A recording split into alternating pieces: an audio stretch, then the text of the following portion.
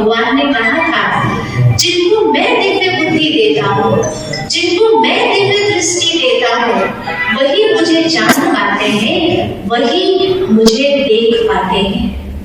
यानी इतनी बड़ी दुनिया है, मनुष्यों की भीड़ है, लेकिन इतनी बड़ी जनसंख्या में भगवान को जानने का, भगवान के कर्तव्यों को जानने का और साथ साथ परमात्मा जो अपना कार्य गुप्त रीति से करते हैं, उस कार्य को समझने का भाग्य किसको मिलता है?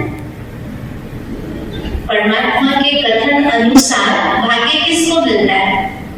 जिसको परमात्मा के द्वारा दिव्य बुद्धि मिलती है, दिव्य दृष्टि मिलती है, वही इस डिवाइन इनकार्नेशन को समझ पाते हैं।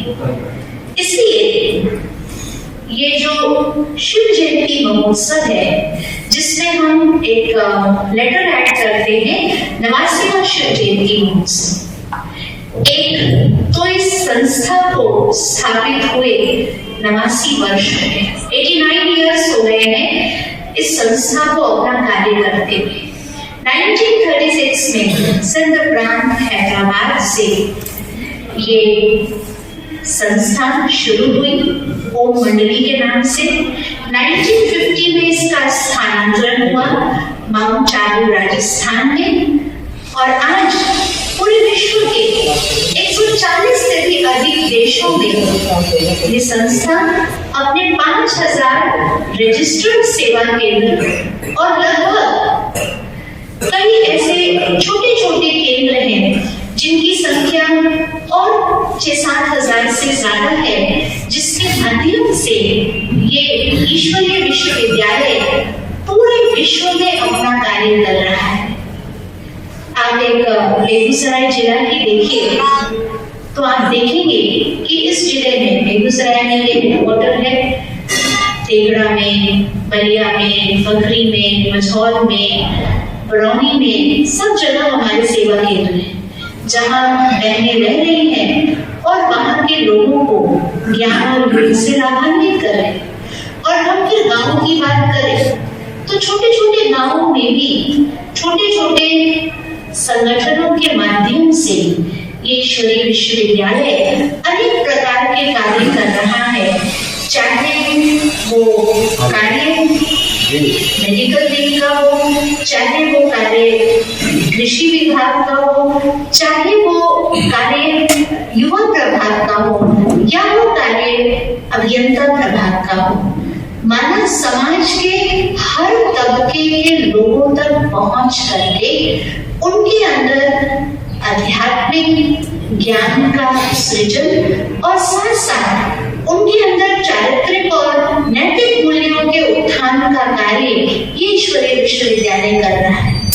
क्योंकि परमात्मा ने हमें विजन दिया है कि जब तक हमारे संस्कार परिवर्तन नहीं होंगे तब तक संसार का परिवर्तन संभव नहीं है। और संस्कार परिवर्तन कैसे होगा? जहां लोगों ने कह दिया नेचर डजंट चेंज, वहां एक क्वेश्चन है कि संस्कार परिवर्तन कैसे होगा? तो हमने देखा बहुत सारे भाई बहने जो इस ईश्वरीय विश्वविद्यालय के रोज के विद्यार्थी हैं, किसी को नशे की आदत थी, किसी का चरित्र बहुत निम्न स्तर तक पहुंच गया था, कई लोगों के जीवन में बहुत अशांति थी, कई लोग डिप्रेशन में थे, लेकिन यहाँ आने के बाद, नित्य यहाँ मेडिटेशन करने के बाद हम लोगों ने देखा लोगों का नशा छूट गया, वो डिप्रेशन से बाहर निकल गए, जो चरित्र का स्तर एकदम निम्नता पर पहुंच गया था उनके अंदर चारित्रिक और नैतिक मूल्यों का उत्थान होने लगा, और जैसे पूरी सोसाइटी में ही वो एक एग्जाम्पल बन गए। तो हम अनुभव करते हैं चेंज किसी भी मोड़ पर पॉसिबल है अगर व्यक्ति करना चाहे। परिवर्तन करने के लिए बस दृढ़ इच्छा शक्ति चाहिए। और हम ये देखते हैं कि मेडिटेशन हमारे अंदर ऐसी दृढ़ इच्छा शक्ति जागृत कर देता है कि हम अगर कोई भी चेंज अपने जीवन में किसी भी एज ग्रुप रूप में लाना चाहें तो वो चेंज हमारे लिए क्या है, पॉसिबल है। तो हम सभी शिवरात्रि पर खास एक मेगा इवेंट करते हैं इसलिए ताकि हम सभी को ये मैसेज दें कि जिस शिव बाबा की हम पूजा करते आए, आराधना करते आए, उनपे जल चढ़ाते आए, वो परमात्मा शिव इस समय इस धराधाम पर अपना कार्य कर रहे हैं।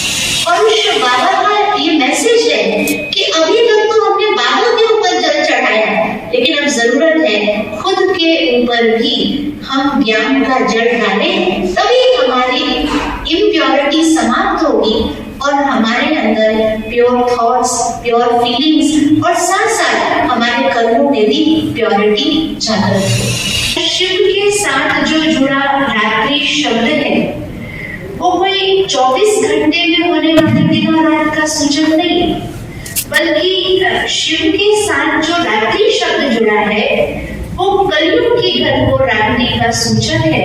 अर्थात जब आत्माएं अज्ञानता की नींद में सो जाती, हम यूं कहें कि चारों तरफ जब अज्ञानता का अंधकार छाता है, मानव जीवन दुखी अशांत होता है, संसार में अत्याचार भ्रष्टाचार बढ़ने लगता है, क्लाइमेट चेंज, प्राकृतिक आपदाएं, जब ये सारी चीजें इस संसार में दिखने लगती हैं, तब परमात्मा को ट्रांसफॉर्मेशन के लिए इस धराधाम पर आना पड़ता है। और ये वही ट्रांसफॉर्मेशन का समय चल रहा है जब परमात्मा इस धराधाम पर अवतरित होकर विश्व परिवर्तन का आगाज कर रहे हैं। कई बार ये सुनकर लोगों को आश्चर्य लगता है कि परमात्मा अवतरित होकर अपना कार्य कर रहे हैं और संसार तो इस घटनाक्रम से बिल्कुल अनभिज्ञ है, लेकिन हम भगवान की उस वाणी को याद करें जो गीता में भगवान ने कहा है, यदा यदा हि धर्मस्य ग्लानिर्भवति भारत। जब जब धर्म की अति गलानी होती है तब मैं आता हूँ अधर्म का विनाश और सत्य धर्म की स्थापना करने के लिए। तो ये वही धर्म गलानी का समय चल रहा है जब मानव अपने स्वधर्म को भूल चुका है। धर्म गलानी माना जब हम स्वधर्म से डेविएट हो जाते हैं, जब अपने स्वधर्म को हम भूल जाते हैं, तब परमात्मा को इस धराधाम पर आना पड़ता है फिर से परिवर्तन का आगाज करने के लिए। कई बार जब हम धर्म कराने की बात करते हैं तो लोग इसका अर्थ नहीं समझ पाते, लेकिन जब मनुष्य आत्माएं अपने स्वधर्म को भूल जाए तो समझा जाएगा कि धर्म कराने का समय आ चुका है। तो आज हम देखिए, शांति हमारा स्वधर्म है, लेकिन हम अपने स्वधर्म से डेविएट कर गए। प्रेम हमारा स्वधर्म है, लेकिन प्रेम के बजाय ईर्ष्या, नफरत, द्वेष, घृणा ऐसी भावनाएं हमारे अंदर आज उत्पन्न हो चुकी हैं। ऐसे ही देखा जाए तो जब हम प्योरिटी की बात करते हैं तो हमारे मन में प्योर थॉट्स हो, हमारी फीलिंग्स प्योर हो, हमारे कर्म पवित्र हो, ये हमारा स्वधर्म है।